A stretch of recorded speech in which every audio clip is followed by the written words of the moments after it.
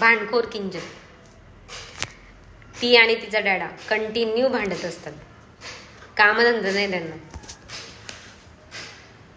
हा, अभ्यास अभ्यास करा तुला. अभ्यास का अभ्यास करायचे. काय करायचं हिला. काय करायचे.